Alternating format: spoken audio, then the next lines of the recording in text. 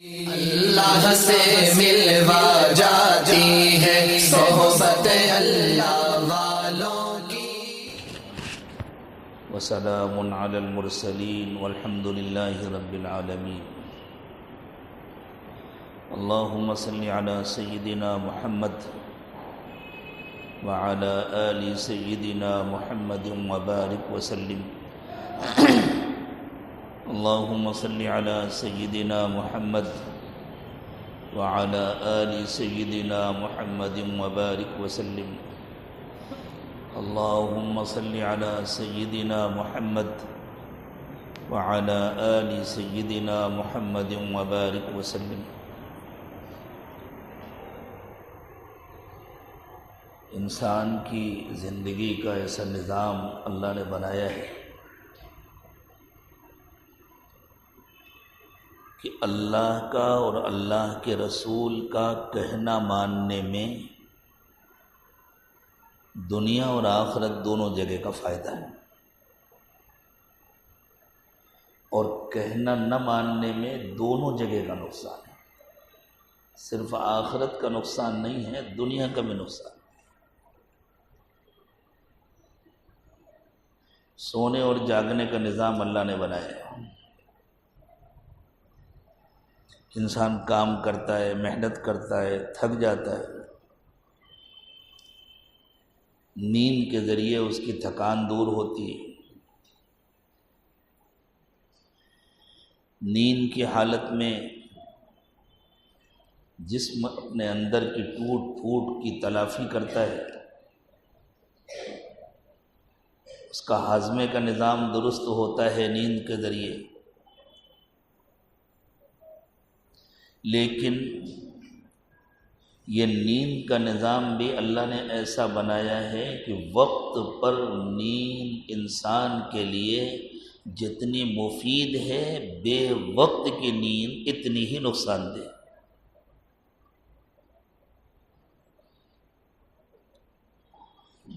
ایسا نظام اللہ نے بنایا ہے کہ رات کے ابتدائی حصے میں جب بندہ سوتا ہے یا بندی سوتی ہے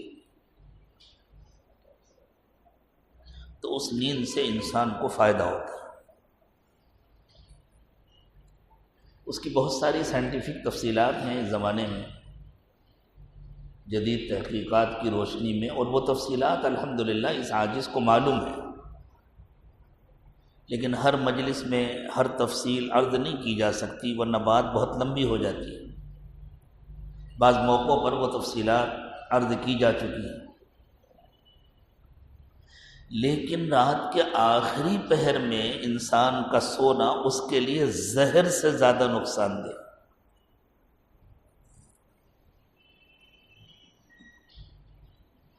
امریکہ کے ڈاکٹر صاحب نے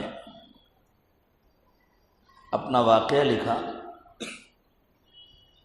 کہ ان کے پاس ایک کانفرنس کا دعوت نامہ آیا، میڈیکل فیلڈ کی کانفرنس تھی۔ وہ بہت مصروف ڈاکٹر، تو انہوں نے کہا کہ بہت سارے دعوت نامے آتے تھے، میں سب جگہ شریک نہیں ہو پاتا تھا۔ تو اس کانفرنس کا عنوان تھا خطرناک امراض لگنے کا وقت۔ یہ کہتے ہیں میں پڑھ کے چونکا کہ کیا امراض کے لگنے کا کوئی وقت ہوتا ہے، اس میں خاص طور سے فالج اور اٹیک وغیرہ، ہارٹ اٹیک اور فالج، کہ ان امراض کا کوئی وقت ہوتا ہے۔ کیا تحقیق ہوئی ہے اس پر، مجھے جانا چاہیے۔ میں نے طے کیا، وہ فرماتے ہیں میں نے طے کیا کہ میں اس کانفرنس میں جاؤں گا، شریک ہوں۔ تو جن لوگوں نے اسی موضوع پر برسہ برس محنت کی تھی اور ہزار انسانوں پر ریسرچ کر کے انہوں نے پورا ڈاٹا جمع کیا تھا، انہوں نے یہ رپورٹ پیش کی کہ ان امراض کا تعلق صبح کی نیند سے فجر کے وقت کے لیے۔ جب فجر کا وقت شروع ہوتا ہے اس وقت سے لے کر کے اور سورج نکلنے تک کا جو وقت ہے اس کے لیے. اور اس کی تفصیل یوں آئی کہ جب یہ رات کا آخری پہر ہوتا ہے تو انسان کے خون میں ایک مخصوص کیمیکل بننا شروع ہوتا ہے. اس کی تفصیل بھی میرے پاس ہے، کبھی ضرورت ہوئی تو انشاءاللہ کانفرنس کی پوری رپورٹ ہی سنا دی جائے گی کہ ایک مخصوص قسم کا کیمیکل بننا شروع ہوتا ہے جس کے نتیجے میں خون گاڑھا ہونے لگتا ہے اور پھر وہ رگوں میں جمتا ہے، اسی سے فالج ہوتا ہے. دماغ کی بعض نسیں جب جام ہو جاتی ہیں ان میں خون نہیں پاس ہوتا، تو اگر دماغ داہنی طرف کا متاثر ہوا تو بائیں حصے میں فالج ہوتا ہے، بائیں طرف کا دماغ متاثر ہوا تو دائیں حصے میں فالج ہوتا ہے. اس لیے کہ اللہ تعالیٰ نے دماغ کو ایسا بنایا ہے کہ جسم کے بائیں حصے کو کنٹرول کرنے والا دماغ سر میں بائیں طرف ہے، ادھر کے حصے کو کنٹرول کرنے والا ادھر ہے، اور داہنے حصے کو کنٹرول کرنے والا دماغ بائیں طرف ہے. تو اس طرح دماغ کی لائنیں یوں اوپر سے کراس ہوتی ہیں، ادھر کا دماغ یوں کنٹرول کرتا ہے، ادھر کا دماغ یوں کنٹرول کرتا ہے، اور اوپر سے دونوں کی لائنیں کراس ہوتی ہیں. اسی لیے ہمارے یہاں جو لطیفہ قالبیہ کا سبق ہے مراقبے کا، جس کو سلطان الاذکار کہتے ہیں، تجربہ یہ ہے کہ جب اس سبق کو پورے اخلاص اور توجہ کے ساتھ کیا جاتا ہے تو پورے جسم میں ذکر کا اثر محسوس ہوتا ہے.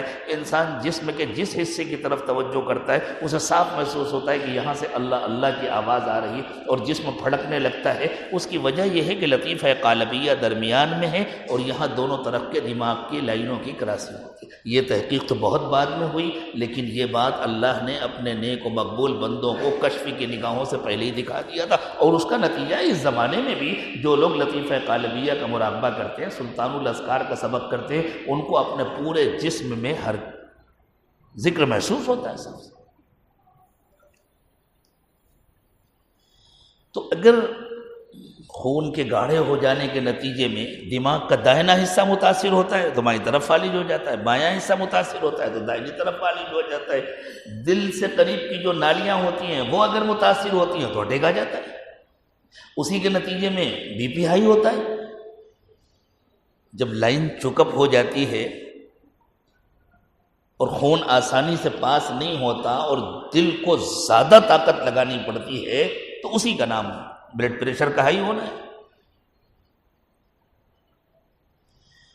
اور اس میں یہ بتلایا گیا تھا کہ اگر انسان رات کے آخری پہر میں اڑ جاتا ہے تو فوراً وہ کیمیکل بننا بند ہو جاتا ہے. اسی پہر میں تو اٹھتے تھے ہم سب کے آقا سیدنا محمد الرسول اللہ صلی اللہ علیہ وسلم. چونکہ اللہ تعالیٰ چاہتے ہیں کہ بندہ اس وقت اٹھے اور ڈاکٹروں کے کہنے کی وجہ سے نہ اٹھے.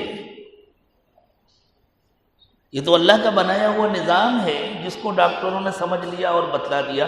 ڈاکٹروں کے کہنے کی وجہ سے نہ اٹھے، اللہ کی محبت میں اٹھے. اور جب بندہ اللہ کی محبت میں اٹھے گا تو پھر محبت جتنی طاقتور ہوگی اٹھنے کا عمل بھی اتنا ہی طاقتور ہوگا.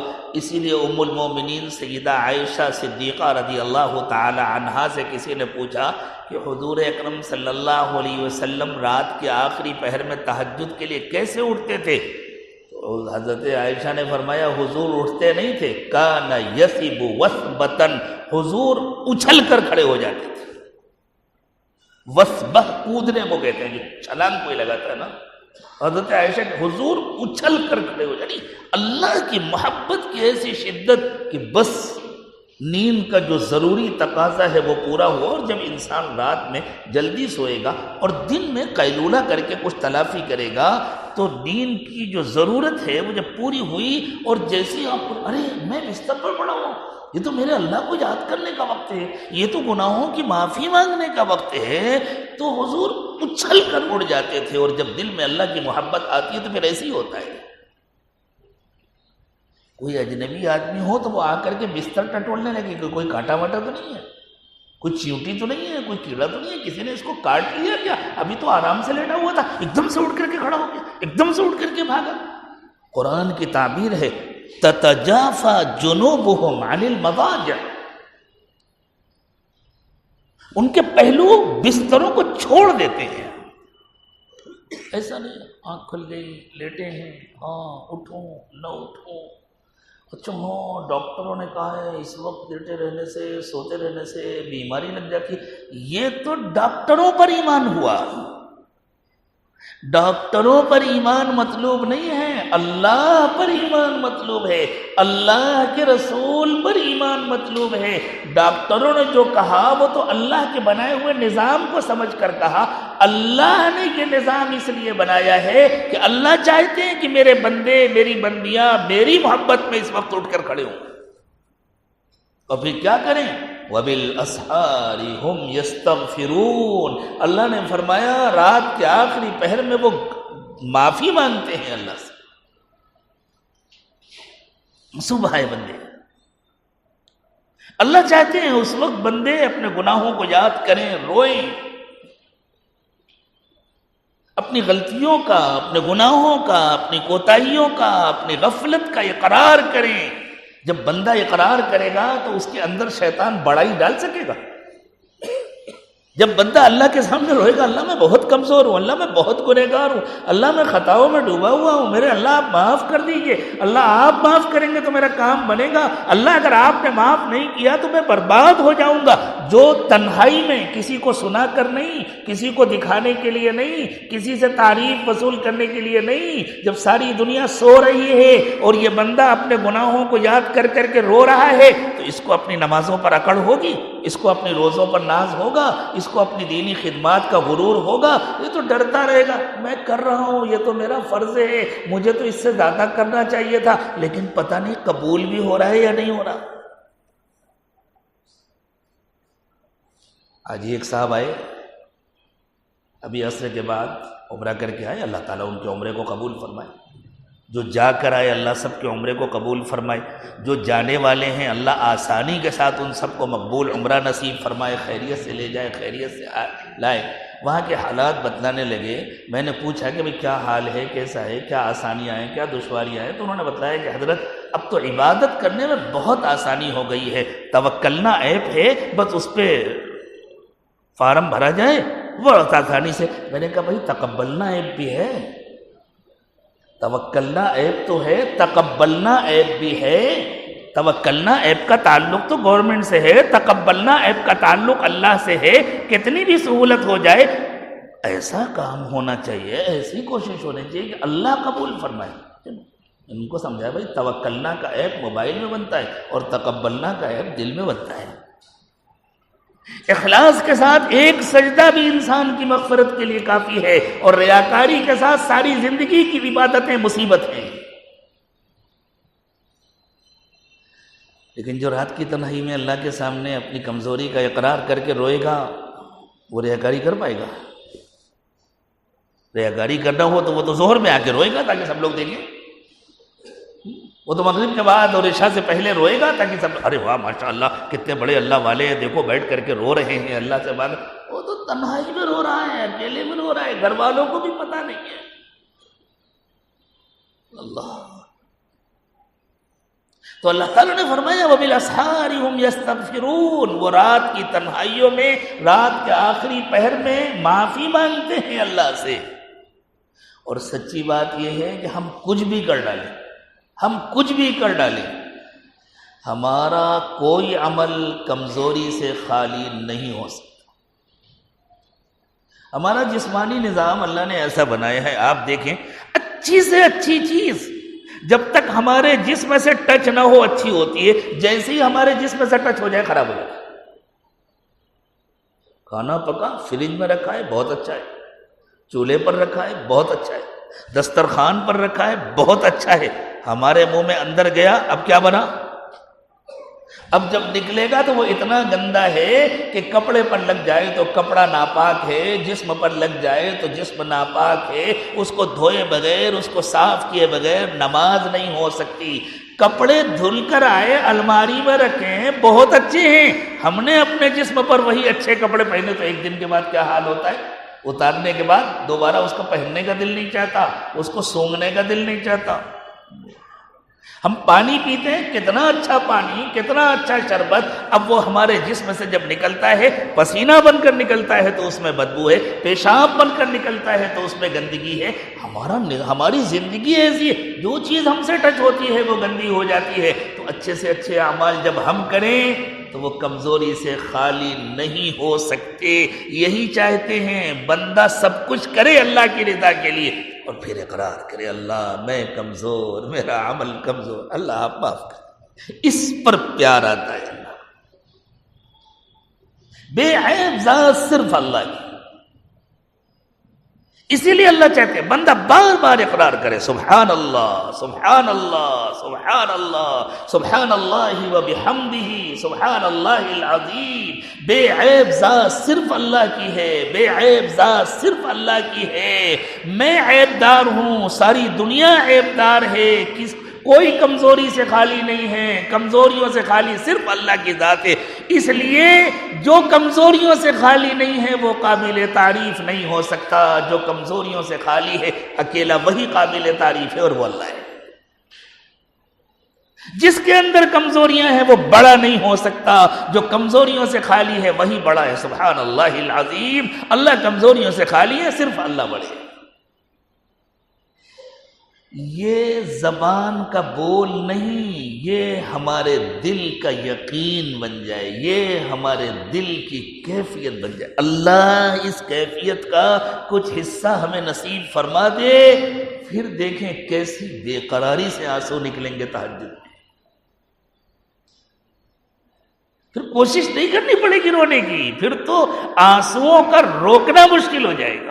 اور چونکہ اللہ چاہتے ہیں اس وقت کے آنسوؤں پر اللہ کو پیار آتا ہے، اللہ چاہتے ہیں کہ آنسو نکلیں، تو اللہ تعالیٰ نے جسمانی نظام بھی ایسا بنایا ہوا ہے، نہ معلوم دماغ کے اندر کی کتنی گندگیاں ان آنسوؤں کے ساتھ نکل جاتی ہے اور دماغ بالکل فریش ہو جاتا ہے، نہ معلوم کتنی بیماریاں ان آنسوؤں کے ساتھ ختم ہو جاتی ہیں، کتنے جراثیم ان آنسوؤں کے ساتھ نکل جاتے ہیں۔ لیکن یہ آنسو بیماریوں کو ختم کرنے کے لیے مطلوب نہیں ہے، اللہ کی محبت میں اپنی کمزوریوں کا اقرار کر کے اللہ کی عظمت کے احساس سے اللہ سے معافی مانگنے کے لیے مطلوب ہے۔ اس لیے کہ اگر اللہ مہربان ہوئے تو کام بنے گا، اور اگر اللہ مہربان نہیں ہوئے تو ہم اپنی زندگی بھر کے اعمال لے کر کے بھی کیا کر پائیں گے؟ اگر اللہ نے کہہ دیا نہیں تمہاری نیت میں تو کھوٹ تھا، تمہارے دل میں ہماری جتنی محبت ہونی چاہیے تھی وہ محبت نہیں تھی۔ قیامت کے دن اعمال ناپے نہیں جائیں گے، تولے جائیں گے۔ تول کا تعلق وزن سے ہے اور وزن کا تعلق کشش ثقل سے ہے۔ اگر کسی چیز کا وزن مثلاً زمین پر 100 کلو ہے تو اسی چیز کا وزن چاند پر 50 کلو ہوگا۔ کیوں؟ اس لیے کہ زمین کی کشش ثقل چاند کی کشش ثقل کے مقابلے میں 2 گنا ہے۔ کسی چیز کا اپنا کوئی وزن نہیں ہوتا، وزن پیدا ہوتا ہے کشش ثقل کے اعتبار سے۔ زمین جس چیز کو جتنی طاقت سے کھینچتی ہے اتنا زیادہ اس کا وزن ہوتا ہے۔ کاغذ کو کم کھینچتی ہے تو کم وزن ہوتا ہے، روئی کو کم کھینچتی ہے تو کم وزن ہوتا ہے، لوہے کو زیادہ کھینچتی ہے تو زیادہ وزن ہوتا ہے۔ قیامت کے دن اعمال ناپے نہیں جائیں گے۔ ہم اعمال ناپتے ہیں، ناپنے کتنا بڑا عمل کیا اور گنتے ہیں۔ قیامت کے دن اعمال نہ گنے جائیں گے نہ ناپے جائیں گے، قیامت کے دن اعمال وزن کیے جائیں گے۔ اور بعض لوگوں کے بارے میں قرآن نے کہا فَلَا نُقِيمُ لَهُمْ يَوْمَ الْقِيَامَةِ وَزْنًا، ہم قیامت کے دن ان کو کوئی وزن نہیں دیں گے، یعنی وہ بڑے بڑے اعمال لے کر کے آئیں گے، ان کے اعمال کا کوئی وزن نہیں ہوگا۔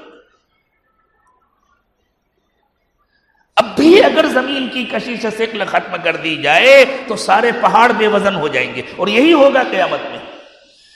قیامت میں اللہ تعالیٰ نے پہاڑوں کے سلسلے میں ارشاد فرمایا نا وَتَكُونُ الْجِبَالُ كَالْإِحْنِ الْمَنْفُوشِ، کہ جیسے دھنکا ہوا اون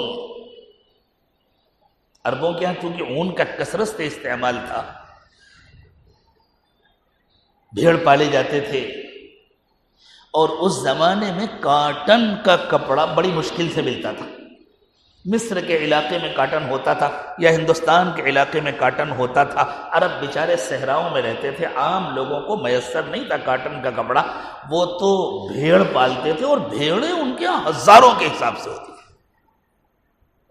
ان کا گوشت بھی کھاتے تھے، ان کا دودھ بھی پیتے تھے، اور ان کا اون بھی نکالتے تھے، اس کو اپنے استعمال میں بھی لاتے تھے اور اس کو بیچتے بھی تھے، دنیا کے مختلف بازاروں میں آ کر کے بیچتے تھے۔ ہمارے قریب کے ساحلوں پر آتے تھے عرب، نالا سپارہ میں عرب باقاعدہ آتے تھے، اور دوسرے ساحلوں پر آتے تھے، جنوبی ہندوستان کے ساحلوں پر آتے تھے عرب، کہیں سے وہ اس کا مسالے کا کاروبار کرتے تھے، کہیں سے کسی چیز کا کاروبار کرتے تھے۔ نالا سپارہ جو عرب آتے تھے، باقاعدہ تاریخ میں لکھا ہوا ہے کہ وہ اپنے یہاں سے گھوڑے لے کر کے آتے تھے، جانوروں کی کھالیں لے کر کے آتے تھے، جو جانور ذبح کر کے وہ کھاتے تھے ان کی کھالوں کو جمع کرتے جاتے تھے دباغت کر کے، اور پھر یہاں آ کر کے بیچتے تھے۔ ہندوستان میں چمڑا آتا تھا وہاں سے۔ اون کتنا ہلکا ہوتا ہے، اور پھر جب اون کو ذرا دھن دیا جائے اور ہلکا ہو جاتا ہے۔ تو زمین کی کشش ثقل اون کو کھینچتی نہیں ہے، اس کے نتیجے میں ہاتھ پر رکھ کر پھونک دو تو اون اڑ جاتا ہے۔ اگر زمین کی کشش ثقل ختم ہو جائے تو ہمالیہ پہاڑ کو بھی پھونک دو تو اڑ جائے گا، اس میں اور اون میں کوئی فرق نہیں رہے گا۔ قرآن نے بیان کیا وَتَكُونُ الْجِبَالُ كَالْإِحْنِ الْمَنْفُوشِ، دھنکی ہوئی اون کی طرح پہاڑ ہو جائیں گے۔ اور اس زمانے میں سائنس نے اس کو تسلیم کر لیا کہ اگر زمین کی کشش ثقل ختم ہو جائے تو یہی ہوگا، اور یہ بھی مان لیا کہ ایک وقت آنے والا ہے جب یہ کشش ثقل ختم ہو جائے گی۔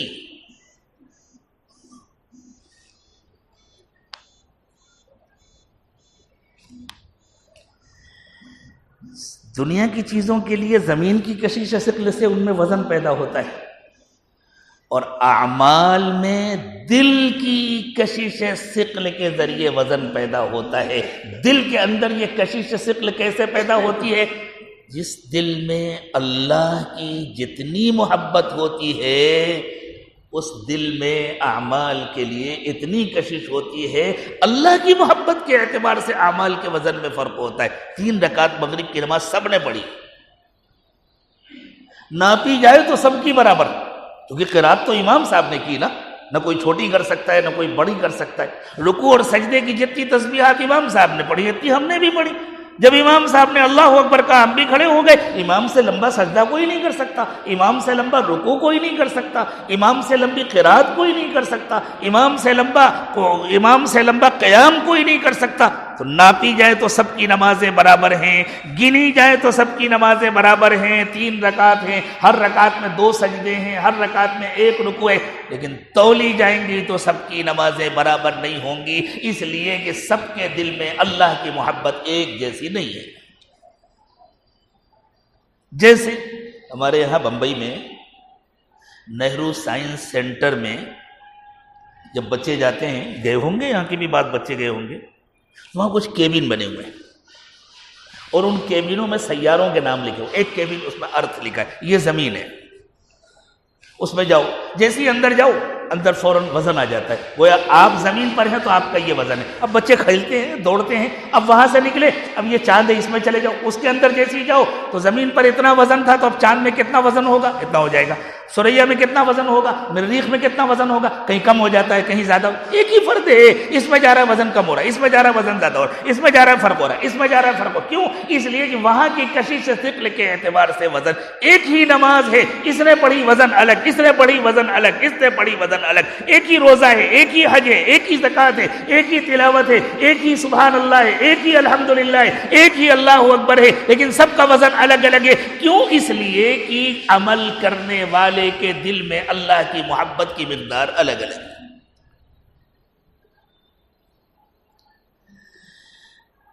جب دل میں اللہ کی محبت آتی ہے، اللہ کرے آ جائے، مرنا تو ہر ایک کو ہے نا، موت سے تو کوئی بچ نہیں سکتا، فرشتے پکڑیں گے اللہ کے سامنے لے جا کر کھڑا کر کے۔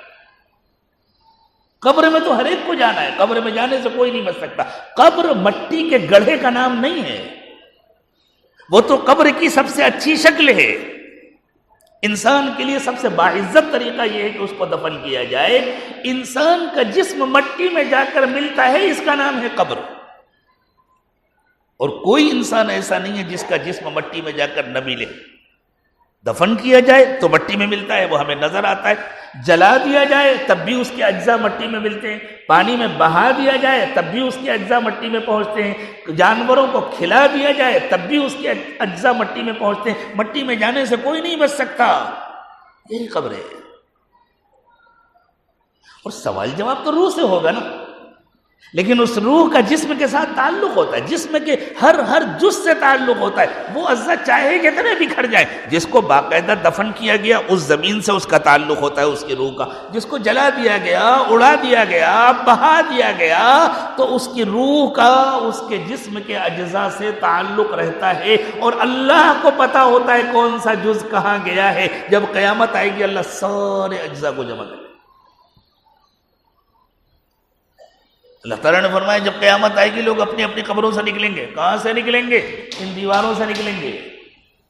کیا پتا دیواروں کے اندر جو اینٹیں لگی ہوئی ہیں ان اینٹوں میں کس کے جسم کے اجزاء شامل ہوں مٹی بن کر. مردے نکلیں گے، ان دیواروں سے نکلیں گے، اس چھت سے نکلیں گے، اس زمین سے نکلیں گے، جنگل سے نکلیں گے، سمندر سے نکلیں گے، پہاڑوں سے نکلیں گے، کہاں سے نکلیں گے. سب کو اللہ تعالیٰ ایک ساتھ جمع کریں گے. حضرت ابراہیم علیہ السلام نے جب اللہ سے پوچھا رب ارنی کیف تحیی الموتى، اللہ ذرا مجھے دکھا تو دیجئے کہ آپ مردوں کو کیسے زندہ کریں گے. قال اولم تؤمن، ابراہیم کیا تمہیں یقین نہیں ہے؟ قال بلا، انہوں نے کہا اللہ آپ کا فرمان ہے، 100% یقین ہے. ولکن لیطمئن قلبی، لیکن میں چاہتا ہوں کہ دیکھ کر دل کو اور اطمینان ہو جائے. تو اللہ تعالیٰ نے کہا اچھا ابراہیم ایک کام کرو، 4 پرندے لے لو اور ذرا ان کو لہٹا لو، ہلا لو، اپنے سے کھلاؤ پلاؤ، ایک آواز میں تمہارے پاس دوڑ کر آنے لگے. حضرت ابراہیم علیہ السلام نے 4 پرندے لے لیے. وہ اتنے مانوس ہو گئے حضرت ابراہیم سے، اللہ کی منشا تھی. حضرت ابراہیم بلا رہے ہیں کھانا دینے کے لیے، دوڑے چلے آ رہے ہیں. جیسے مرغیاں آتی ہیں نا، گھر میں پلی ہوئی مرغیاں، گھر میں پلے ہوئے کبوتر. ایک زمانے میں ہمارے بچپن میں ہمارے گھر میں کبوتر پلے تھے تو ہم لوگ اپنے ہاتھ میں دانہ لے کر کبوتروں کو کھیلا، یوں بلاتے تھے، وہ آ کر کے آتے. اتنے مانوس ہو جاتے. جب خوب مانوس ہو گئے اب اللہ نے فرمایا اب ان 4 کو ذبح کر دو، اور ذبح کر کے ان کے جسم کے اجزاء ایسے ملا دو خلط ملط. کسی کا سر، کسی کا پیر، کسی کی ٹانگ، کسی کا بازو مل گئے. ملا دینے کے بعد الگ سب کے ملا کر کے مکس کر کے بالکل چھوٹے چھوٹے ٹکڑے کر کے اب 4 پہاڑیوں پر جا کر 4 حصوں میں کر کے رکھ دو. یہاں رکھ دو، یہاں رکھ دو، یہاں رکھ دو. اب اس پہاڑی میں جو رکھے اس میں ہر پرندے کے اجزاء ہے نا. اب ایک جگہ کھڑے ہو جاؤ بیچ میں، ایک کا نام لے کر کے پکارو. حضرت ابراہیم علیہ السلام نے ایک کا نام لے کر کے بلایا تو جیسے وہ زندگی میں آیا کرتا تھا اس طرح وہ دوڑ کے آیا. کیسے آیا؟ حضرت ابراہیم دیکھ رہے ہیں ایک حصہ یہاں سے اٹھا، ایک حصہ یہاں سے اٹھا، چند حصے یہاں سے اٹھے، چند حصے یہاں سے اٹھے، یہ اجزاء اٹھے اور آ کر کے ملے اور وہ زندہ ہوا آ گیا. دوسرے کا نام لے کے پکارا، پھر یہاں سے اٹھے. یہ کوئی روایت نہیں ہے کہ کوئی کہہ دے کہ ضعیف ہے، کمزور ہے، یہ قرآن کی آیت ہے.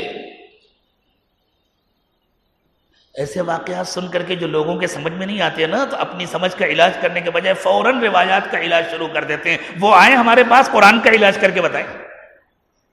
یہاں الحمدللہ اسی لیے ہر بات قرآن سے پیش کی جاتی ہے. اب کرو تم تعویل، اب کرو انکار اگر ہمت ہے. اصل میں وہ انکار کی بیماری ہے، ورنہ روایات کو پرکھنے والے محدثین ہیں، وہ ہر ایک کا کام نہیں ہے. اور ان روایات کو لکھنے والے بڑے بڑے محدثین ہیں، ہزاروں نہیں لاکھوں محدثین کے استاد. مطلب حضرت شیخ زکریا رحمۃ اللہ علیہ نے اپنی کتابوں میں جن روایات کو تحریر فرمایا، لوگ کیا سمجھتے ہیں حضرت شیخ زکریا کو؟ حضرت شیخ محدثین کے استاذوں کے استاذ ہیں اور اللہ کے ولی ہیں، متقی ہیں، ڈرنے والے ہیں. وہ غلط باتیں لکھیں گے اپنی کتاب میں. تو بیماری اصل انکار کی ہے. بندہ سمجھتا ہے جو بات میرے سمجھ میں نہیں آ رہی مجھے اس کو کنڈم کرنا ہے، تو آئے قرآن کی آیات کو کنڈم کر کے دکھائیں. حضرت ابراہیم علیہ السلام نے ان پرندوں کے اجزاء الگ الگ کیے، رکھ دیے، اللہ کے نام پر، اللہ کے حکم پر ایک کو بلایا. قال فخذ أربعة من الطير فصرهن إليك ثم اجعل على كل جبل منهن جزءا ثم ادعوهن يأتينك سعيا.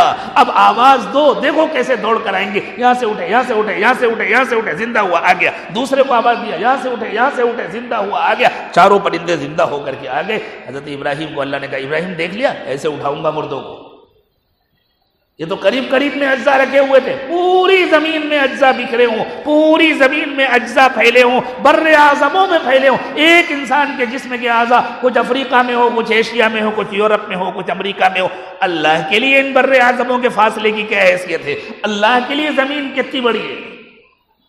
آج کی جو معلوم کائنات ہے، کائنات کا مطالعہ کرنے والے محققین کہتے ہیں کہ انسان کی نگاہوں میں جتنی کائنات آ چکی ہے اس کائنات کے مقابلے میں زمین اتنی بڑی ہے جیسے زمین کے مقابلے میں وہ نقطہ جو اس قلم سے لگا دیا جائے. جو کہتے ہیں کاغذ پر اس پین کو یوں رکھو اور اٹھا لو، بس ہلاؤ نہیں، صرف رکھو، ذرا سا دباؤ دو اور اٹھا لو تو کتنا بڑا نشان بنے گا، کتنا چھوٹا سا ڈاٹ بنے گا. کہتے ہیں زمین کے مقابلے میں یہ نقطہ جتنا بڑا ہے، معلوم کائنات کے مقابلے میں پوری زمین اتنی بڑی بھی نہیں ہے. یہ ہے وہ زمین جس کے بارے میں انسان کہتا ہے کہاں کہاں اجزاء پہنچ جائیں گے تو کیسے جمع ہوں گے. اللہ کو خوب معلوم ہے کون سا جز کہاں ہے. اللہ سب جمع کر لے. تو کوئی بچ سکتا ہے اللہ کے پاس جانے سے؟ کوئی بچ سکتا ہے قبر میں جانے سے؟ اسی لیے دیکھو قبر میں جو سوالات ہوں گے وہ اعمال کے سلسلے میں نہیں ہوں گے. قبر میں سوالات دل کے سلسلے میں ہوں گے. اپنے اعمال کی گنتیاں اپنے پاس رکھو، اپنے اعمال کا سائز اپنے پاس رکھو، اس کا وزن ہوگا قیامت کے دن. یہاں یہ بتلاؤ تمہارے دل کا کیا حال تھا. من ربک، تمہارا رب کون تھا؟ اس کا تعلق دل کے یقین سے. کس کو رب سمجھا تھا؟ کاروبار کو. جس نے کاروبار کو رب سمجھا وہ کاروبار کی خاطر اللہ کی نافرمانی کرے گا. جس نے دکان کو رب سمجھا وہ دکان کی خاطر اللہ کی نافرمانی کرے گا. جس نے ملازمت کو رب سمجھا وہ ملازمت کی خاطر اللہ کی نافرمانی کرے گا. اور جس نے اللہ کو رب سمجھا وہ اللہ کو چھوڑ کر کسی اور طرف نہیں دوڑے گا. وہ اس کو یقین ہوگا یہ تو ظاہری اسباب ہیں جو اللہ کے بنائے ہوئے ہیں، مجھے اللہ دیتے ہیں، اس لیے میں اللہ کی نافرمانی کر کے دکان سے روزی نہیں لے سکتا، میں اللہ کو ناراض کر کے کاروبار سے روزی نہیں لے سکتا. میرے دل کا یقین کیا ہے؟ اللہ میرے رب ہے یا پیسہ میرا رب ہے؟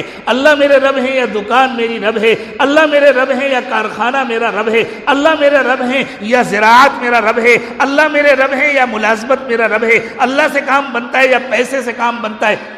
قبر میں سب سے پہلے اس کا حساب ہوگا. اور بندہ زبان سے جھوٹ نہیں بول پائے گا، جو دل میں ہوگا وہ نکلے گا.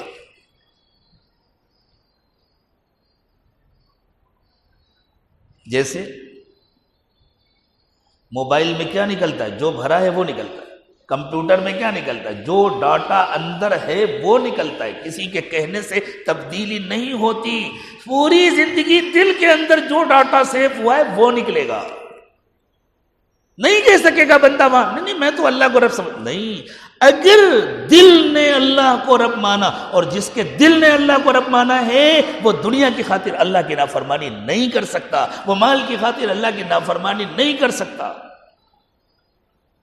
اب جب دل نے اللہ کو رب مانا ہے تو پھر وہ اپنے اوپر اللہ کے قانون کو نافذ کرے گا. پھر وہ جھوٹ نہیں بولے گا، پھر وہ دھوکہ نہیں دے گا، پھر وہ بےایمانی نہیں کرے گا، پھر وہ چوری نہیں کرے گا، پھر وہ کسی کا دل نہیں دکھائے گا، کسی کی حق تلفی نہیں کرے گا، اپنے کو اللہ کے قانون کا پابند بنائے گا. اس لیے دوسرا سوال ہوگا ما دینک، یہ بتلاؤ تم نے اپنے کو کس قانون کا پابند بنایا تھا؟ تمہارا دین کیا تھا؟ کیا چیز ہے دین؟ وہ قانون انسان اپنے آپ کو جس کا پابند بناتا ہے، پوری زندگی جس کی پابندی کر کے گزارتا ہے، وہ ہے دین. کس چیز کو تم نے اپنا دین بنایا تھا؟ جس نے کاروبار کو، دکان کو، پیسے کو رب سمجھا ہے، اس کا دین یہ ہے کہ پیسہ آئے چاہے جیسے آئے، فائدہ ہو چاہے جیسے ہو، اللہ راضی ہو یا اللہ ناراض ہو. رسول اللہ صلی اللہ علیہ وسلم نے ارشاد فرمایا قیامت سے پہلے ایک وقت آئے گا کہ پیسہ لوگوں کا مقصود بن جائے گا. انہیں اس کی فکر نہیں ہوگی کیسے آ رہا ہے، بس اس کی فکر ہوگی آنا چاہیے. یہ تبھی ہوتا ہے جب اللہ کی ربوبیت کا یقین نہیں ہوتا. اور اگر اللہ کی ربوبیت کا یقین ہے تو بندہ کہتا ہے میں اسلام کا پابند ہوں، میں جھوٹ نہیں بولوں گا، میں دھوکہ نہیں دوں گا، میں بے ایمانی نہیں کروں گا. مجھے کھلانے کا وعدہ اللہ نے کیا ہے، اللہ کم کھلانا چاہتے ہیں میں کم کھا کے راضی رہوں گا، اللہ زیادہ کھلانا چاہتے ہیں میں زیادہ کھا کے اللہ کا شکر ادا کروں گا. لیکن میرے رب اللہ ہیں، مجھے اللہ نے پیدا کیا ہے، مجھے اللہ کے پاس واپس جانا.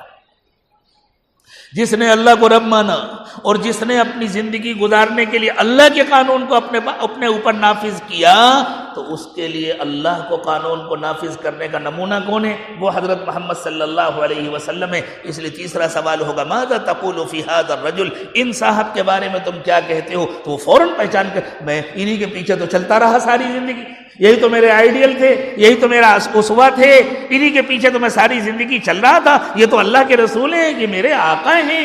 بس کامیاب ہو گیا. تینوں سوالات ایک دوسرے سے جڑے ہوئے ہیں، تینوں سوالات کا تعلق دل کے یقین سے. جو ایک میں ناکام ہوا وہ تینوں میں ناکام ہوگا. جس کے اندر ان چیزوں میں کمزوری ہوگی وہ پہلے ارے پتہ نہیں، مجھے کچھ پتہ نہیں. کیوں؟ اس لیے کہ جس کو رب سمجھا تھا وہ تو غائب ہو گیا. دکان کو رب سمجھا، کاروبار کو رب سمجھا، پیسے کو رب سمجھا، ملازمت کو رب سمجھا. تو جس کو رب سمجھا تھا وہ غائب ہو گیا، اور جو حقیقت میں رب ہے اس کو جانا نہیں تھا. تو جب اللہ کو رب ہی نہیں مانا تھا تو اللہ کے قانون کو اپنے اوپر نافذ کیسے کرے گا؟ اس لیے دوسرے سوال پر بھی وہ کہے گا مجھے کچھ پتہ نہیں ہے. اور جب وہ اللہ کو رب نہیں مانتا، جب اللہ کے قانون کو اپنے اوپر نافذ نہیں کرتا، چاہے اپنے کو دن رات مسلمان کہتا ہو، چاہے جتنی نمازیں پڑھتا ہو، چاہے جتنے روزے رکھتا ہو، چاہے جتنی تلاوت کرتا ہو، چاہے جتنے حج کرتا ہو، چاہے جتنے عمرے کرتا ہو، چاہے جتنے چلے اور 4 مہینے لگاتا ہو، چاہے جتنے لمبے لمبے مراقبے کرتا ہو، اگر وہ دل سے اللہ کو رب نہیں مانتا، اگر اس کے دل کا یہ یقین نہیں ہے، اور اگر اس کی زندگی گناہوں سے خالی نہیں ہوتی، اور اگر وہ اپنے آپ کو اللہ کے قانون کا پابند نہیں بناتا، وہاں سوائے حسرت کے اور سوائے انکار کے اس کی زبان سے کچھ نہیں نکلے گا. ہے مجھے نہیں معلوم، ہے مجھے نہیں معلوم. تو اسے کیا پتا محمد صلی اللہ علیہ وسلم کون ہے؟ صرف روزے رسول پر حاضر ہو جانا اور صرف سلام پڑھ لینا اور صرف حضور کا نام لے لینا اور ربیع الاول میں جھنڈیاں لگا لینا اور جلسے کر لینا، اس سے تھوڑی کوئی حضور کو پہچانتا ہے. جس نے اللہ کو اپنا رب مانا اور جس نے اللہ کے دین کو اپنے اوپر لاگو کیا، صرف وہ پہچانے گا کہ حضرت محمد صلی اللہ علیہ وسلم کون ہے. وہی دنیا میں بھی پہچانے گا، وہی قبر میں بھی پہچانے گا. اعمال کا نمبر ہی نہیں آئے گا. پہلے کہا جائے گا اس لیے کہ اعمال میں تو وزن پیدا ہوتا ہے دل کے حال سے نا، تو پہلے دل کو جانچا جائے گا دل کا کیا حال ہے، اب اس کے بعد اس کے اعمال تولے جائیں گے قیامت کے دن.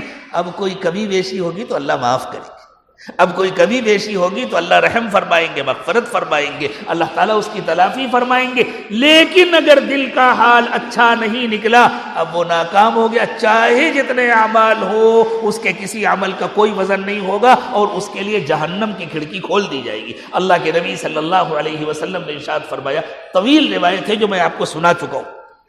حضور اکرم صلی اللہ علیہ وسلم نے فرمایا کہ قبر میں جب کوئی کامیاب ہو جاتا ہے، بندہ ہو یا بندی، جب وہ قبر میں کامیاب ہو جاتے تو فرشتے کہتے ہیں، اوپر سے ایک آواز آتی ہے، آسمان سے ایک فرشتہ، نیچے سوال کرنے والے اپنے کام سے جیسے ہی فارغ ہوئے تو آسمان سے ایک فرشتہ آواز دیتا ہے، مبارک ہو یہ بندہ کامیاب ہو گیا. یا بندی کے لیے کہا جاتا ہے مبارک ہو یہ بندی کامیاب ہو گئی. جیسے ہی کامیاب ہو گئے تو فرشتے کہتے ہیں سامنے دیکھو. بندہ سامنے دیکھتا ہے تو جہنم کے شعلے نظر آتے، لیکن لپٹ نہیں آتی، گرمی نہیں آتی. نظر آتے ہیں شعلے لیکن گرمی نہیں آتی. اور کہا جاتا ہے دیکھو شیطان تمہیں یہاں لے جانا چاہتا تھا لیکن اللہ نے فضل فرمایا تم بچ گئے، اب تم یہاں کبھی نہیں جاؤ گے، تمہیں اللہ تعالیٰ نے اس سے محفوظ کر دیا. اب ذرا ادھر دیکھو. دوسری طرف دیکھتا ہے تو جنت کے مناظر نظر آتے ہیں، خوشبو آ رہی ہوتی ہے، ٹھنڈی ٹھنڈی ہوا آ رہی ہوتی ہے. یہاں ہے تمہارا ٹھکانہ، لیکن ابھی نہیں، ابھی یہاں کی ہوائیں آتی رہیں گی، ابھی یہاں کی خوشبو آتی رہے گی، ابھی یہاں کے بہار کو تم دیکھتے رہو گے. قبر کو اتنا کشادہ کر دیا جاتا ہے کہ جہاں تک نظر جائے وہاں تک قبر ہوتی ہے اور اس کے لیے جنت کی کھڑکی کھول دی جاتی ہے. ابھی تم یہاں رہو، آرام کرو، جب قیامت آئے گی اس کے بعد تمہارے اعمال وزن کیے جائیں گے اور پھر تم کو جنت میں بھیجا جائے گا. تو جنت کا مزہ وہیں ملنا شروع ہو جائے گا. قبر کو ہی جنت کی کیاری بنا دی، گویا قبر کو جنت کا ایک برانچ بنا دیا جاتا. اور اگر بندہ ناکام ہوا، ہم سوچیں ہمارا کیا حال ہوگا۔ دنیا ہماری چاہے جتنی تعریف کرے، لیکن ذرا تنہائی میں اپنے آپ کے بارے میں سوچیں۔ اسی لیے اللہ چاہتے ہیں ہم اخیر شب میں اٹھا کریں، اور جب بالکل تنہائی ہو، بالکل سکون کا ماحول ہو، تو اپنے بارے میں سوچا کریں۔ اتنی زندگی گزر گئی، پیر قبر میں لٹک رہے ہیں، ہم مرنے والے ہیں۔ کون نہیں مرنے والا؟ ہر ایک مرنے والا ہے، لیکن جو اللہ تعالیٰ کا ظاہری نظام ہے اس کے اعتبار سے ہم لوگوں کا نمبر تو پہلے ہے نا، جوانوں کے مقابلے میں، بچوں کے مقابلے میں، جن کے بال سفید ہو چکے، جن کا جسم کمزور ہو رہا ہے، تو فطری طور پر ہمارا نمبر پہلے۔ تو ہمیں پہلے اس کی فکر کرنی چاہیے کہ ہم وہاں جانے والے ہیں۔ وہاں جا کر سب سے پہلے ہمارے دل کو جانچا جائے گا۔ اگر ہمارے دل کا حال اچھا نہیں ہوا تو کیا ہوگا؟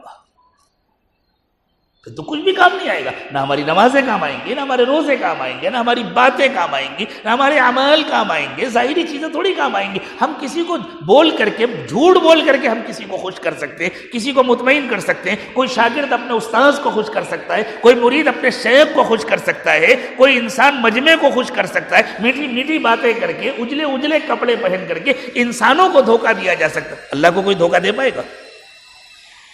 ہمارا معاملہ تو اللہ کے ساتھ ہے نا۔ اگر قبر میں کامیاب ہو گئے تو کامیابی، اور اگر خدا نہ خواستہ ناکام ہوئے تو پھر فرشتے کیا کہتے ہیں؟ اوپر سے آواز دیتا ہے ایک فرشتہ، یہ ناکام ہو گیا، بس اب ناکام ہو گیا تو اب ہمیشہ ہمیشہ کے لیے ناکام ہو گیا،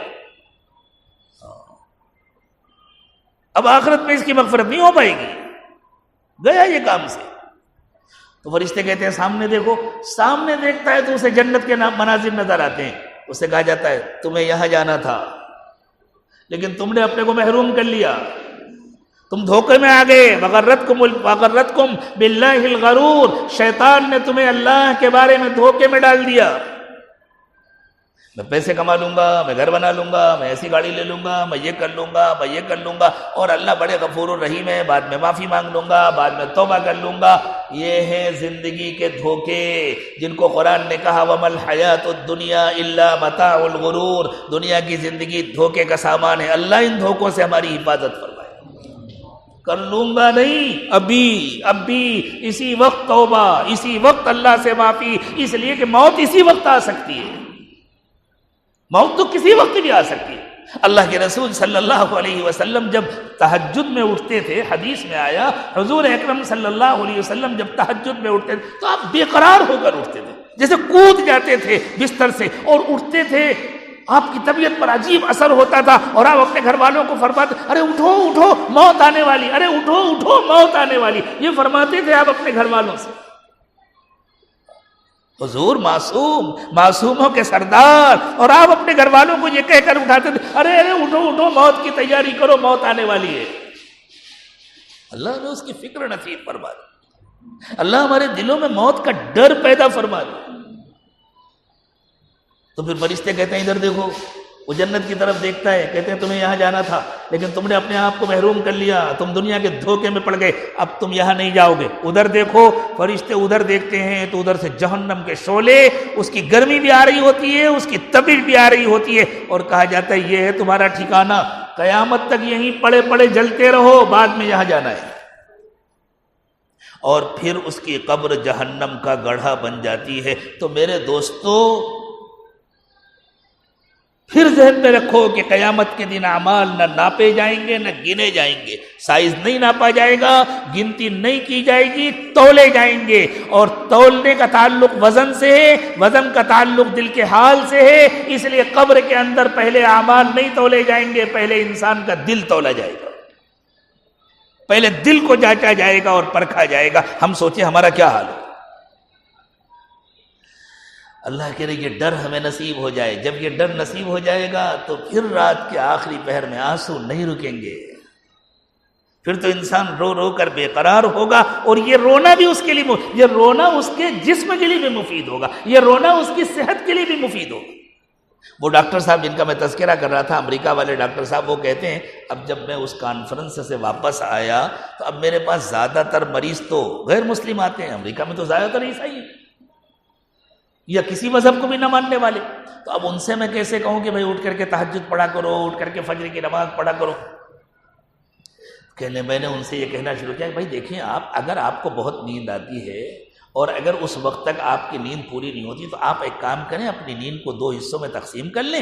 اس وقت آپ اٹھ جایا کریں، اٹھ کر کے باتھ روم چلے جائیں، فریش ہو جائیں، اور فریش ہو کر کے اپنے لان میں چلے جائیں، کچھ باہر چہل قدمی کر لیں، کچھ تھوڑی دیر ٹہل لیں، اور جب سورج نکل آئے، تھوڑا بلند ہو جائے، اس کے بعد آپ سونا چاہتے ہیں تو پھر سو جائیں. کہتے ان سے تو میں نے یہ کہنا شروع کیا اور مسلمانوں کو یہ سمجھانا شروع کیا، اللہ کے بندو اگر زمین کے اوپر کچھ دن اور رہنا چاہتے ہو تو پھر صبح کی نیند قربان کرو. اگر جلدی قبر میں نہیں جانا چاہتے تہجد میں اٹھا کرو، اگر بہت نیند آتی ہے اشراق پڑھ کے سو جائے. اگر تمہارا کام ایسا ہے، تمہارا نظام ایسا ہے کہ تمہیں دوسرے وقت کام کرنا ہے، تمہیں اس وقت میں آرام کرنے کا موقع نہیں ملتا. اس زمانے میں دنیا کا عجیب نظام ہے، کسی کو صبح کام کرنا ہے، کسی کو دیر میں کام کرنا ہے. بھئی اگر تم کو دیر میں کام کرنا ہے، تم کو نہیں، کوئی حرج نہیں ہے، تم اشراق پڑھ کر کے سو جاؤ، 2 گھنٹے 3 گھنٹے 1 گھنٹہ جتنی دیر تمہاری نیند کی ضرورت ہے پوری کر لو. لیکن تہجد اور اشراق کے درمیان مت سو، اپنے اوپر ظلم مت کرو. کر کے دیکھیں انشاءاللہ صحت بھی بنے گی. صحت کی خاطر نہ کریں ورنہ صحت ہی بنے گی. یہ کام صحت کی خاطر نہ کریں ورنہ صحت ہی بنے گی اور کچھ نہیں بنے گا. اللہ کی محبت میں کریں تو آخرت بنے گی اور ساتھ میں صحت بھی بنے گی، خود بخود صحت بنے گی. جیسے گائے پالتے ہیں گھر میں، تو کوئی پوچھے بھائی گائے کاہے کے لیے پالا؟ کہ میں نے اس لیے گائے پالا کہ اس سے گوبر ملے گا، اوپلے بناؤں گا، دیوار پوتوں گا، کھیت میں ڈالوں گا. تو پاگل ہو گئے ہو؟ ارے گائے پالی جاتی ہے دودھ کے لیے، گوبر تو ملے گا ہی، لیکن کوئی گوبر کے لیے گائے نہیں پالتا. خوب یاد رکھو، دنیا بنانے کے لیے جو نیکیاں کرتا ہے اس کی مثال ایسی ہے جیسے گوبر کے لیے گائے پالی ہوئی ہے، اور جو اللہ کو راضی کرنے کے لیے نیکیاں کرتا ہے اس کی مثال ایسی ہے جیسے دودھ کے لیے اس نے گائے پالی ہے، گوبر تو ملے گا، وہ کہاں جائے گا. تو اللہ کا کہنا ماننے میں دنیا بھی بنے گی، اللہ کا کہنا ماننے میں صحت بنے گی، اللہ کا کہنا ماننے میں اللہ عزت بھی دیں گے، دنیا کی نعمتیں بھی عطا فرمائیں گے، دنیا کی زندگی بھی پرسکون ہوگی، اور پھر قبر بھی انشاءاللہ جنت کی کیاری بنے گی، اور پھر آخرت بھی بنے گی، اللہ راضی ہوں گے. پھر اللہ کے نبی صلی اللہ علیہ وسلم کا دیدار ملے گا، اسی کو ملے گا حضور کا دیدار جس نے قبر میں حضور کو پہچانا ہوگا. اور کچھ اللہ کے ایسے بندے بھی ہوتے ہیں جن کے سامنے حضور قبر میں نہیں پہلے آ جاتے. اللہ، مصر میں ایک بہت بڑے عالم اور صوفی تھے، بڑے مفسر قرآن تھے. میں سنتا رہتا ہوں ان کے دروس. 1998 میں ان کا انتقال ہوا، زیادہ دن نہیں ہوئے. 21 سال اس صدی کے اور 2 سال پچھلی صدی کے، 23 سال پہلے ان کا انتقال. ان کے انتقال کے وقت جن لوگوں نے اپنی آنکھوں سے دیکھا انہوں نے بیان کیا. تو مصری تھے، جامعہ ازہر کے فارغ تھے، ڈاکٹر تھے، اور بہت بڑے مفسر قرآن تھے، بہت بڑے اللہ کے ولی تھے، داعی تھے. عجیب ان کا حال تھا، عجیب محبت تھی اللہ سے اور اللہ کے رسول سے. انتقال کے وقت میں انہوں نے اچانک یوں دیکھا جیسے وہ کسی کو دیکھ کر کے حیرت سے اس کا استقبال کر رہے ہوں، اور آ کر کے ایسے ہاتھ اٹھایا اور ہاتھ اٹھا کر کے کہتے ہیں اشہد اللہ الہ الا اللہ واشہد انک محمد رسول اللہ. میں گواہی دیتا ہوں کہ اللہ کے سوا کوئی معبود نہیں، اور میں گواہی دیتا ہوں آپ محمد اللہ کے رسول ہیں. تو یہ کہا اور جان نکل گئی. اللہ کے لیے کیا مشکل ہے؟ اللہ جو چاہے کر دے، اللہ جس کو چاہے دکھا دیں. دکھا دیا اللہ نے نمونہ. اس طرح نظر آئیں گے محمد رسول اللہ صلی اللہ علیہ وسلم قبر میں، جیسے اللہ کے اس عاشق بندے کو اللہ تعالیٰ نے اپنی نبی کی شکل دکھا دی قبر میں جانے سے پہلے، انتقال سے پہلے. انہی کا واقعہ ہے. ایک مرتبہ وہ اپنے گھر والوں کو لے کے بیٹھے، جمعے کا دن تھا. اللہ ہمیں بھی توفیق دے، ہم بھی اپنے گھر والوں کو لے کر بیٹھا کریں. دنیا کی بہت ساری باتیں کرتے، بس دینی مذاکرے کیا کریں، دینی تعلیم کیا کریں، دینی باتیں کیا کریں. کبھی کبھی ذکر کے حلقے لگائے، کبھی سب لوگ بیٹھیں، چلو سب مل کر کے اللہ کو یاد کریں گے، چلو سب مل کر کے درود شریف پڑھیں گے، چلو تھوڑی دیر قرآن کی تعلیم کریں گے، تھوڑی دیر حدیث کی تعلیم کریں گے، قبر کا تذکرہ کریں گے، آخرت کا تذکرہ کریں گے. تو جمعے کا دن تھا، وہ اپنے گھر والوں کو لے کر کے بیٹھے، چلو آج ہم لوگ سب لوگ مل کر کے درود شریف پڑھیں گے. پھر کہنے لگے ایک کام کرو، یہ تصور کرو کہ ہم سب روزہ اقدس پر حاضر ہیں، جالی کے سامنے کھڑے ہیں، اور حضور اکرم صلی اللہ علیہ وسلم کو درود و سلام کا تحفہ پیش کر رہے. یہ تصور کر کے، اور کہا کہ آنکھ بند کر لو اور یہ تصور کر کے درود پڑھنا شروع کرو. اور سب نے آنکھ بند کر کے درود پڑھنا شروع کیا. وہ شیخ بھی پڑھ رہے ہیں اور دوسرے حضرات بھی پڑھ رہے ہیں. یہ شیخ محمد متولی الشعراوی رحمۃ اللہ علیہ، میں ان کا تذکرہ کر رہا ہوں تو نام بھی لے لو. تو شیخ شعراوی بھی درود شریف پڑھ رہے ہیں، دوسرے حضرات بھی درود شریف پڑھ رہے ہیں، ان کی ایک چھوٹی بچی تھی۔ اب بچے تو بہت دیر تک پابندی نہیں کر سکتے نا، تو وہ کبھی آنکھ کھولتی تھی کبھی بند کرتی تھی، کبھی اس نے دیکھا آنکھ کھول کر کے کہ ابا آنکھ بند کر کے درود شریف پڑھ رہے ہیں اور تھوڑی تھوڑی دیر میں ایسے جیسے کچھ پی رہے ہیں، تھوڑی تھوڑی دیر میں ایسا لگ رہا ہے جیسے کچھ پی رہے۔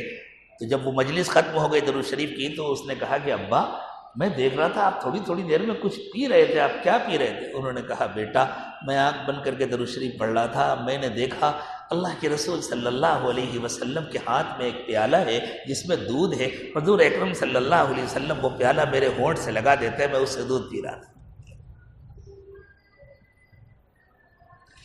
اللہ ایسا تعلق ہمیں آپ کو بھی نصیب فرما دے۔ کیا وہ انسان نہیں تھے؟ کیا ان کو ان کی ماں نے نہیں جنا تھا؟ کیا وہ کسی باپ کے بیٹے نہیں تھے؟ تو ہم انسان نہیں ہیں، ہمیں بھی تو ہماری ماؤں نے جنا ہے، ہم بھی تو کسی باپ کے بیٹے ہیں۔ اگر ان کو یہ مقام مل سکتا ہے تو کیا ہمیں نہیں مل سکتا؟ اور یہ بہت پرانی باتیں نہیں ہیں، صدیوں پرانی باتیں نہیں ہیں، دیکھنے والوں نے دیکھ کر کے بتلایا ہے۔ اللہ تعالیٰ ہمیں بھی نصیب فرمائے۔ یہی کام آنے والی چیزیں ہیں۔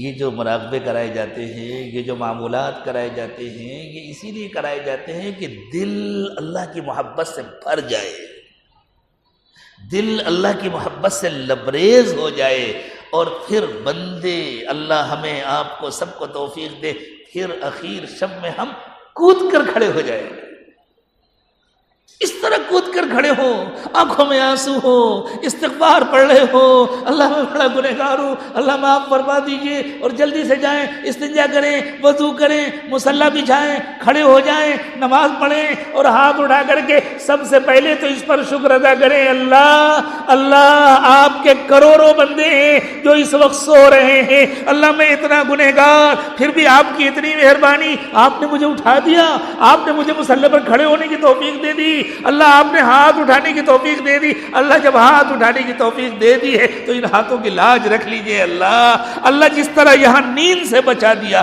جس طرح یہاں غفلت سے بچا دیا، اللہ میرے دل کو ہمیشہ کے لیے غفلت سے پاک کر دیجئے، اللہ اپنا بنا لیجئے۔ اللہ کو بنانا نہیں ہوتا تو اٹھاتے کیوں؟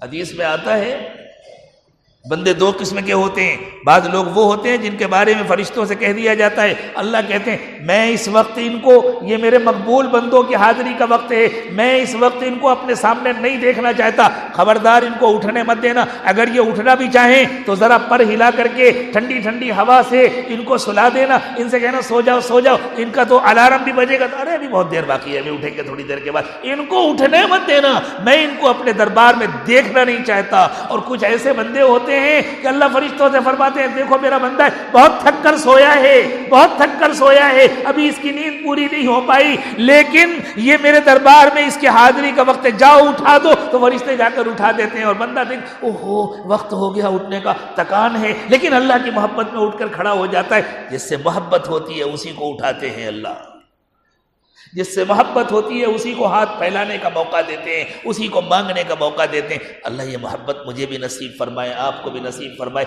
میرے دوستو اس محبت کی خاطر دن کو گناہوں سے خالی کرنا پڑتا ہے۔ ایک اللہ والے سے کسی نے پوچھا کہ حضرت رات کی عبادتیں کیسے نصیب ہوں گی؟ فرمایا اپنے دن کو گناہوں سے پاک کرو، اللہ رات کی عبادت نصیب فرمائیں گے، اور اگر دن گناہوں سے پاک نہیں ہوا تو رات کی عبادتیں نصیب نہیں ہوں گی، اور اگر اڑ بھی گئے زور لگا کر کے آنسو نہیں آئیں گے،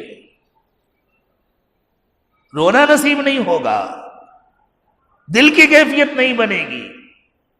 اللہ یہ مجھے بھی نصیب فرما دے، آپ کو بھی نصیب فرما دے۔ یہ رمضان المبارک سے پہلے کی آخری مجلس ہے، اب انشاءاللہ شعبان کا مہینہ شروع ہو جائے گا، پھر رمضان آ جائے گا۔ اللہ کے نبی صلی اللہ علیہ وسلم تو رجب کا چاند دیکھ کر رمضان کی تیاری شروع کر دیتے تھے۔ اللہ خیر و عافیت سے ہم سب کو رمضان نصیب فرمائے۔ بس اب اللہ کی محبت بڑھانے کی کوشش کریں، ہم سب اپنے گناہوں سے سچی توبہ کریں، سچی توبہ کریں۔ یہ نہ سوچیں کون ہمارا کیا بگاڑ لے گا، کوئی کچھ نہیں بگاڑ سکتا، لیکن ہم اللہ سے بچ کر کہیں نہیں جا سکتے۔ کوئی بگاڑ سکے یا نہ بگاڑ سکے، ہمیں اللہ کے پاس جانا ہے، اپنے گناہوں سے سچی توبہ کریں، ابھی سے اپنے دل میں اللہ کی محبت بڑھانے کی اتنی محنت کریں، اتنی محنت کریں، اتنا اللہ کو یاد کریں، اور اپنے حالات دیکھیں، جس کا کوئی حق باقی ہو اس کو ادا کریں، ختم کریں، اس کا ہم سے دل دکھا ہو اس سے معافی مانگیں۔ یہ ہے اصل رمضان کی تیاری۔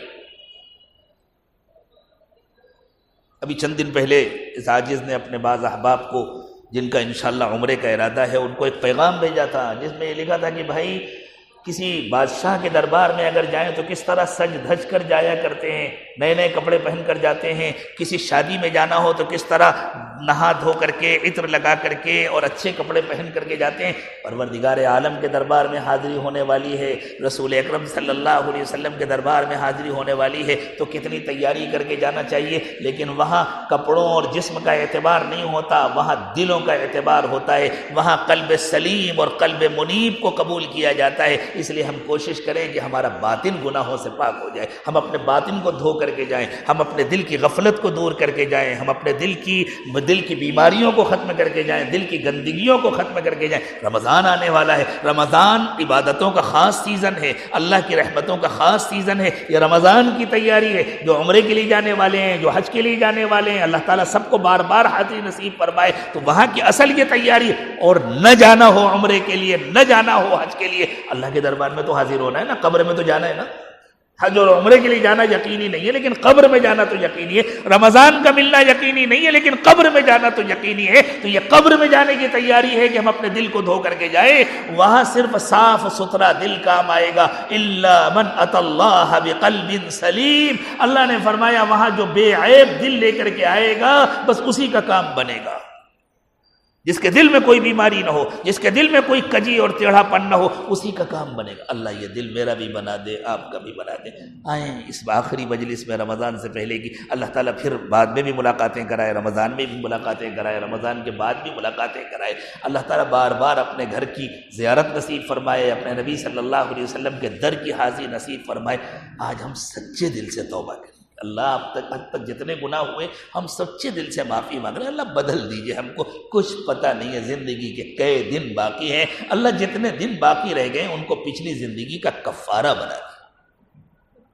توبہ کے کلمات پڑھیں، جو لوگ سلسلے میں داخل ہونا چاہتے ہیں وہ بیعت کی نیت سے پڑھیں۔ بسم اللہ الرحمن الرحیم، لا الہ الا اللہ محمد الرسول اللہ صلی اللہ علیہ وسلم، آمنت باللہ وملائکتہ وکتبہ ورسلہ والیوم الآخر والقدر خیرہ وشرہ من اللہ تعالی والبعث بعد الموت، آمنت باللہ کما ہوا باسمائہ وصفاتہ وقبلت جمیع احکامہ، اشہد ان لا الہ الا اللہ واشہد ان محمدا عبدہ ورسولہ، استغفر اللہ ربی من کل ذنب واتوب الیہ برحمتک یا ارحم الراحمین۔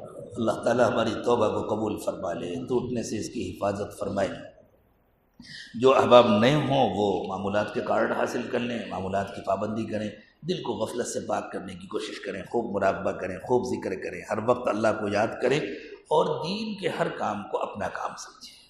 دین کے جتنے شعبے ہیں، جتنے کام ہیں، وہ سب ہمارے کام ہیں، ہم سب کے معاون بنیں، ہم سب کے مددگار بنیں، کسی کے لیے بھی رکاوٹ نہ بنے، اور اللہ کو خوب یاد کریں، دل کی غفلت کو دور کریں۔ تھوڑی دیر مراقبہ کر لیں، آنکھیں بند کر لیں، سر کو جھکا لیں، دنیا اور دنیا میں جو کچھ بھی ہے اس سب سے ہٹ کٹ کر اللہ کی یاد میں کھو جائیں، اور یہ نیت کریں کہ اللہ کی رحمت آ رہی ہے، میرے دل میں سما رہی ہے، میرے دل سے گناہوں کو دھو رہی ہے، اور میرا دل کہہ رہا ہے اللہ اللہ اللہ۔ زبان سے اللہ اللہ نہ کہیں، بس یہ نیت کریں کہ میرا دل اللہ اللہ کہہ رہا ہے، میں سن رہا ہوں۔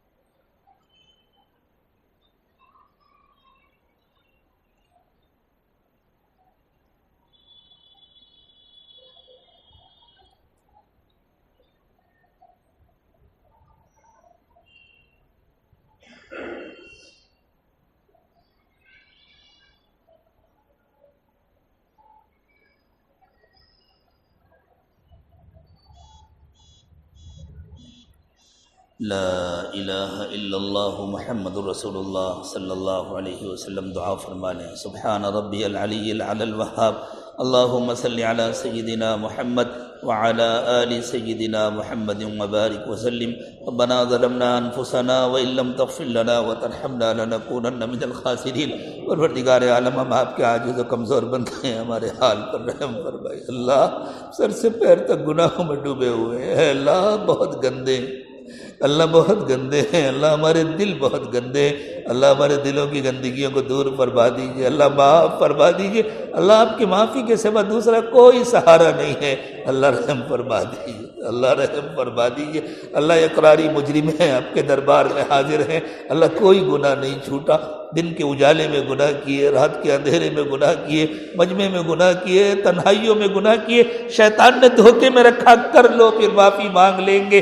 اللہ معاف فرما دیجیے، اللہ معاف فرما دیجیے۔ اللہ اسی حال میں موت آ گئی تو نہ معلوم کیا حال ہوگا، اللہ فضل فرما دیجیے، اللہ فضل فرما دیجیے، اللہ قبر میں کامیاب کر دیجیے، اللہ قبر میں کامیاب کر دیجیے، اللہ دل کا حال اچھا کر دیجیے، اللہ دل کی خرابیاں دور فرما دیجیے، اللہ اپنی ربوبیت کا یقین عطا فرما دیجیے، اللہ آپ ہی رب ہیں، آپ ہی کھلانے پلانے والے، اللہ اس کا یقین عطا فرما دیجیے، اللہ اپنے قانون کو ہمارے اوپر لاگو فرما دیجیے، اللہ نبی پاک صلی اللہ علیہ وسلم کی سچی محبت اور اطاعت نصیب فرما دیجیے، اللہ قبر کی ناکامی سے ہماری حفاظت فرمائیے، اللہ دنیا کی ناکامیوں سے بھی ہماری حفاظت فرمائیے، اللہ نگاہوں کو پاک کر دیجیے، دلوں کو صاف کر دیجیے، سینوں کو اپنی محبت سے لبریز فرمائیے، پیارے اللہ ہماری ہڈی ہڈی بوٹی بوٹی میں اپنی محبت پیدا فرمائیے، اللہ ہمارے انگ انگ سے روے روے سے اپنا ذکر جاری فرمائیے، اللہ زندگی کا بڑا حصہ گزر چکا، اللہ بال سفید ہو گئے، ہڈیاں کمزور ہو گئی، اللہ زندگی کا بڑا حصہ ضائع کر چکے ہیں، پیارے اللہ کچھ پتہ نہیں ہے کس دن بلاوا آ جائے گا، کس دن دنیا سے رخصت ہو جائیں گے، اللہ مہربانی فرما دیجیے، اللہ مہربانی فرما دیجیے، اللہ آپ نے زندگی کی جتنی مہلت مقدر فرمائی ہو اللہ اسے پچھلی زندگی کا کفارہ بنا دیجیے، اللہ اسے پچھلی زندگی کا کفارہ بنا دیجیے، اللہ آنے والے وقت کو پچھلے وقت سے بہتر بنا دیجیے، اللہ آپ راضی ہو جائیے، اپنے رضا والے اعمال نصیب فرمائیے، اپنی ناراضگی سے اور ناراضگی کے اسباب سے حفاظت فرمائیے، اللہ آپ نے اپنے حقوق کے بارے میں تو فرمایا میں چاہوں تو پکڑ کروں، چاہوں تو معاف کر دوں، لیکن بندوں کے حقوق کے بارے میں فرمایا جب تک بندے نہیں معاف کریں گے جب تک میں کسی کو معاف نہیں کروں گا، اللہ ہمارے ذمہ آپ کے حقوق بھی ہیں، بندوں کے حقوق بھی ہیں، اللہ مہربانی فرما دیجئے، اللہ بندوں کے جتنے حقوق ہیں ادا کرا دیجئے، اللہ ادا کرا دیجئے، اللہ جس کا ہم سے دل دکھا ہو اسے خوش کر دیجئے، اسے راضی کر دیجئے، اللہ ہمیں معافی مانگنے کی توفیق عطا فرما دیجئے، اور اللہ اپنے حقوق معاف فرما دیجئے، اللہ اپنے حقوق معاف فرما دیجئے، اللہ مہربانی فرما دیجئے، کرم کا معاملہ فرما دیجئے، اللہ جسمانی بیماریوں سے بھی نجات دے دیجئے، روحانی بیماریوں سے بھی نجات دے دیجئے، اللہ ہماری عمر میں، صحت میں، اعمال میں، ایمان میں، تقوی میں برکت عطا فرمائیے، اللہ ہماری روزی میں برکت عطا فرمائیے، اللہ کشادہ روزی عطا فرمائیے، حلال و پاکیزہ روزی عطا فرمائیے، اللہ کشادہ رہائش کا انتظام فرمائیے، اللہ گھروں کی تنگی سے بھی حفاظت فرمائیے، دلوں کی تنگی سے بھی حفاظت فرمائیے، اور قبر کی تنگی سے بھی حفاظت فرمائیے، اللہ قبر کی تنگی سے بھی حفاظت فرمائیے، اللہ دنیا میں ہم چاہے جتنا بڑا محل بنا لیں، چاہے جتنی بڑی کوٹھی بنا لے، اللہ اگر قبر نے ہمیں دبایا، قبر نے ہمیں بھیچا اور ہماری پسلیاں ایک دوسرے میں داخل ہوئیں تو وہاں کوئی بچانے والا نہیں ہوگا، وہاں کوئی مدد کرنے والا نہیں ہوگا، اللہ قبر کی تنگی سے ہماری حفاظت فرمائیے، قبر کی تنہائی سے اور وہاں کی وحشت سے ہماری حفاظت فرمائیے، اللہ آخری سانس تک ہماری ساری قوتیں اور طاقتیں سلامت رکھیے، اللہ رگڑ رگڑ کر جینے سے ہماری حفاظت فرمائیے، بری موت سے حفاظت فرمائیے، حادثے کی موت سے حفاظت فرمائیے، فرمائیے، اللہ تکلیف دہ بیماریوں سے حفاظت فرمائیے، جب موت کا وقت آئے عافیت کے ساتھ کامل ایمان کی موت نصیب فرمائیے، اور اللہ جو اس دنیا سے جا چکے ان سب کی مغفرت فرما دیجیے۔ اللہ ہمارے اعزاء اقارب جو ابھی گئے، آج گئے، کل گئے، جو کچھ پہلے گئے، اللہ جن کو ہم جانتے ہیں، جن کو نہیں جانتے، جو بہت پہلے جا چکے، اللہ جتنے ایمان والے دنیا سے گئے اللہ سب کی مغفرت فرما دیجیے، اور اللہ آپ نے جن کی مغفرت فرما دی ان کا اپنے قرب کے اعلیٰ درجات نصیب فرمائیے۔ اللہ ہمارے جو بڑے اکابر مشائخ اساتذہ زندہ ہیں اللہ ان کی عمروں میں برکت عطا فرمائیے، عافیت کے ساتھ ان کو طویل عمر عطا فرمائیے، اور ہمارے سروں پر ان کا سایہ دیر تک قائم رکھیے۔ اللہ جو مانگا وہ بھی عطا فرمائیے، جو مانگنا چاہیے نہیں مانگ سکے وہ بھی عطا فرمائیے۔ پیارے اللہ بغیر مانگے عطا فرمائیے، مانگنے کا سلیقہ عطا فرمائیے۔ اللہ عافیت کے ساتھ ہم سب کو رمضان کی مقبول عبادتیں نصیب فرمائیے۔ اللہ جو لوگ عمرے کر کے آئے ہیں ان سب کی عمروں کو قبول فرما لیجیے، ان کے ہر عمل کو قبول فرما لیجیے۔ اللہ جو جانے والے ہیں ان کے لیے جانا آسان فرما دیجیے، اللہ جانا آسان فرما دیجیے، اور اللہ جس کے دل میں بھی آپ کے گھر کی زیارت اور نبی پاک صلی اللہ علیہ وسلم کے در کی حاضری کی تمنا ہے اللہ سب کی تمنائیں پوری فرما دیجیے۔ اللہ سب کو بار بار مقبول حاضری نصیب فرمائیے، اللہ سب کو بار بار مقبول حاضری نصیب فرمائیے۔ اللہ دنیا میں اپنے گھر کا دیدار کرائیے، جنت میں اپنا دیدار کرائیے۔ اللہ دنیا میں حضور اکرم صلی اللہ علیہ وسلم کے روضے کا دیدار کرائیے، اور وہاں کھڑے ہو کر محبت کے ساتھ صلاۃ و سلام پڑھنے کی توفیق عطا فرمائیے، اور اللہ حوض کوثر پر اور جنت میں نبی پاک صلی اللہ علیہ وسلم کا دیدار کرائیے، حضور کی زیارت کا موقع عطا فرمائیے۔ اللہ سب کے دلوں کی جائز تمنائیں اور مرادیں پوری فرما لیجیے۔ وصلی اللہ تعالی علی خیر خلقہ محمد وعلی آلہ واصحابہ اجمعین برحمتک یا ارحم الراحمین۔